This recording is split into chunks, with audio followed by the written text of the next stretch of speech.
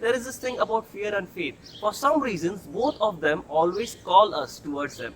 So if we feed the wolf of fear, then our fear will write the script of our life.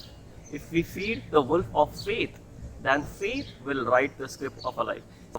But the thing is, we do not understand that how do we actually feed the wolf of faith and how do we actually starve the wolf of fear. The reason why I say that a question always empowers is because when you ask a question, you open possibilities for new opportunities to come your way. But when you conclude to an answer, you just stick to that one possibility that you have concluded for yourself. Always remember, when you are in those critical situations, when you are facing challenges, when you are in the dilemma of you do not know what to do not conclude. Ask a question, because a question always opens new possibilities and a question always empowers.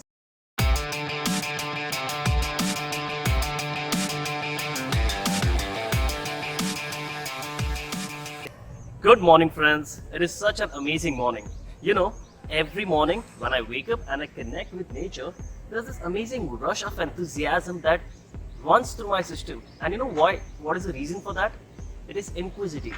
I'm so inquisitive. I'm so curious when I look around and when I wonder, how could things be so beautiful and yet so effortless and simple?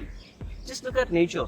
Even if you look at a simple tree there, from a superficial vision, the tree might just look like a tree, the way it is. But if you go near, you would realize that every leaf of the tree has a different shade of green. Wow, that is so magnificent. When you become inquisitive, when you ask questions, you get to know new possibilities, and that is what actually empowers you.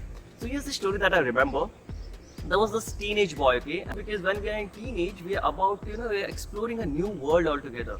And we are so much bombarded with questions, and we are so much inquisitive and so much curious about everything around us that we just want to know answers. We just want to know how things are the way they are, why are the things the way they are, and what is it exactly that the things are. So there was this teenage boy, and he was wondering about how things actually work.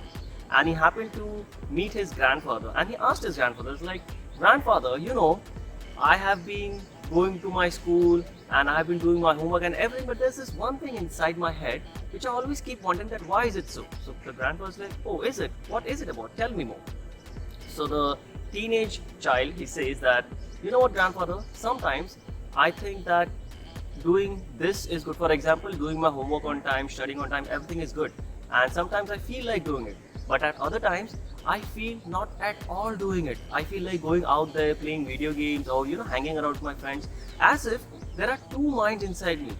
One is the good guy who's telling me and asking me to do the right things, and one is the bad guy who's asking me to do the wrong things. Why is it so? Like, why do we have these two opinions, and why do we have this, two point of views about everything which are equally opposite to each other?" So that's when his grandfather tells him, "Son, there is a war of two wolves going inside of this. One is the wolf of faith and one is the wolf of fear. And there is constantly a war between faith and fear. And that is the dilemma, and that is the confusion that we always face." To that, the teenager, he asked his grandfather, "Wow, so you mean to say that there is always a war between two wolves? One is the wolf of faith and one is the wolf of fear. Then grandfather, which wolf wins the war?" To that, his grandfather tells him that the wolf that you feed the most wins the war. Okay? So if we feed the wolf of fear, then our fear will write the script of our life.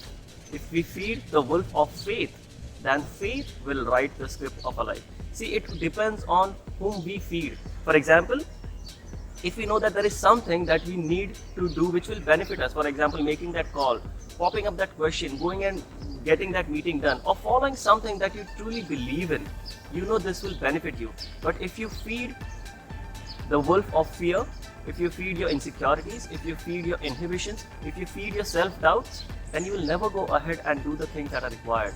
On the other hand, if you feed the wolf of faith, if you believe in yourself, if you believe that you can achieve anything that you set your focus on. But the thing is, we do not understand that how do we actually feed the wolf of faith and how do we actually starve the wolf of fear. So here's this thing, when you ask a question is always empowering, okay? And a conclusion is always disempowering.